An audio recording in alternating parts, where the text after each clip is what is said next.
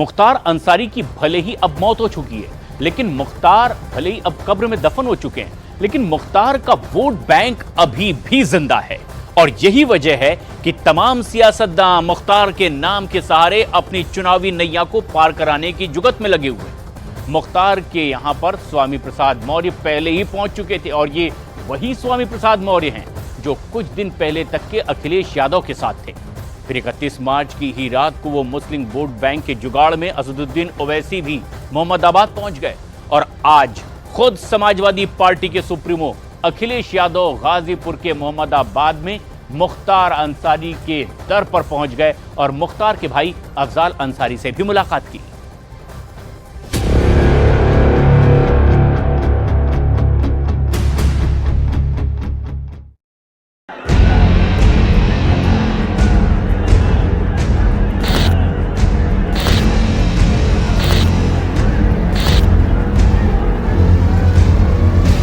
और आखिरकार मुख्तार के फाटक पर समाजवादी पार्टी के मुखिया अखिलेश यादव भी पहुंच ही गए।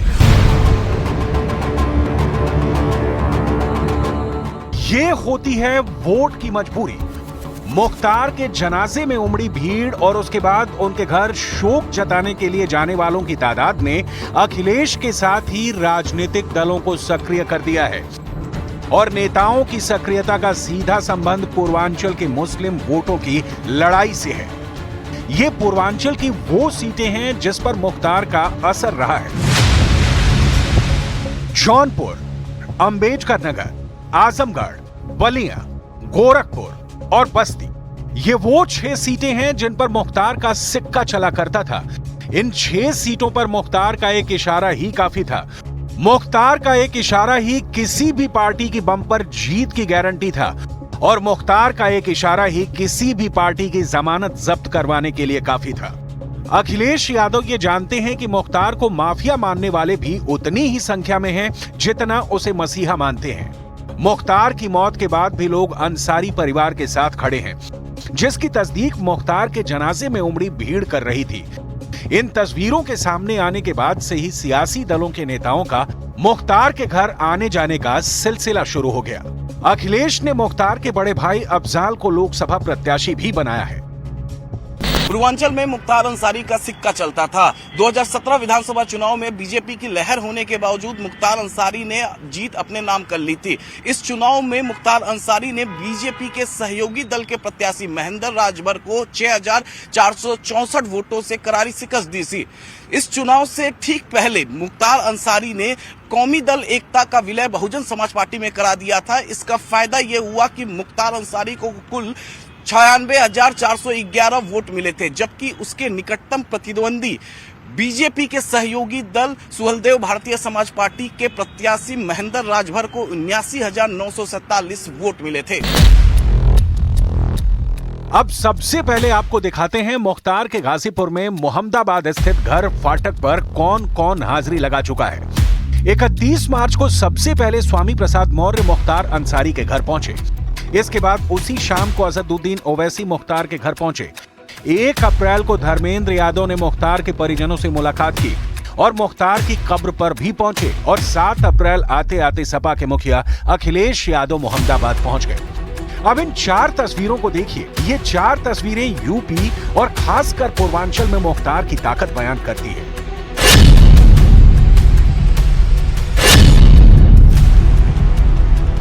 तस्वीर नंबर 1, मुख्तार के घर पर पहुंचने वाले सबसे पहले सियासतदान थे स्वामी प्रसाद मौर्य। स्वामी प्रसाद मौर्य ने अखिलेश यादव की सपा से अलग होकर राष्ट्रीय शोषित समाज पार्टी बनाई है, और उन्हें फिलहाल जनाधार की दरकार है।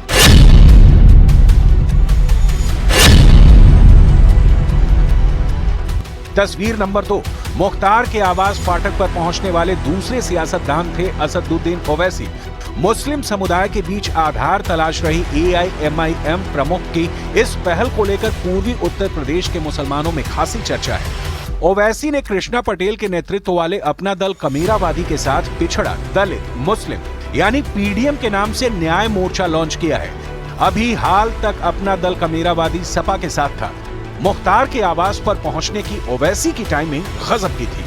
ओवैसी मुख्तार के घर देर रात उस वक्त पहुंचे जब रोजाना लोग तरावी की नमाज के बाद फाटक यानी मुख्तार के घर पर एकजुटता दिखाने के लिए भारी संख्या में मौजूद होते हैं और वहां मुख्तार की मौत के लिए ओवैसी ने यूपी सरकार को जिम्मेदार ठहरा दिया। जुडिशियल कस्टडी में उनकी मौत हुई है और यहाँ की प्रदेश सरकार उसकी जिम्मेदार है।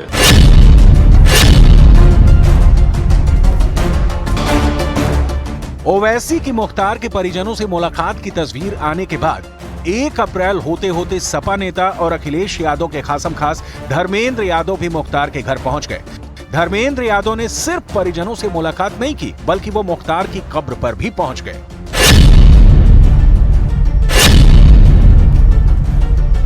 और अब आज की सबसे ताजा तस्वीर अखिलेश यादव के मोहम्मदाबाद पहुंचने की है। मैं परिवार के सभी सदस्यों से मिला हूं और इस दुख की घड़ी में मैं परिवार के सदस्यों से मिलकर के जा रहा हूं,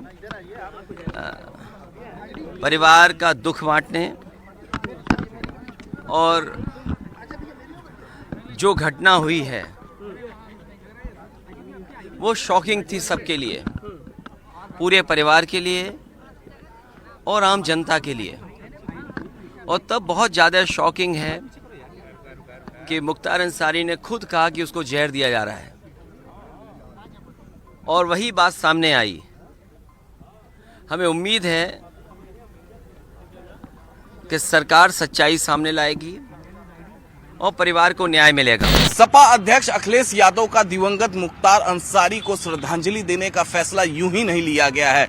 इसके पीछे रणनीति है अपने मुस्लिम वोट बैंक को और मजबूत करने का। इससे पहले समाजवादी पार्टी ने अपने पूर्व सांसद और आजमगढ़ के प्रत्याशी धर्मेंद्र यादव और एमएलसी बलराम यादव को मुख्तार के कब्र पर भेजकर सियासी पारा नाप चुकी थी।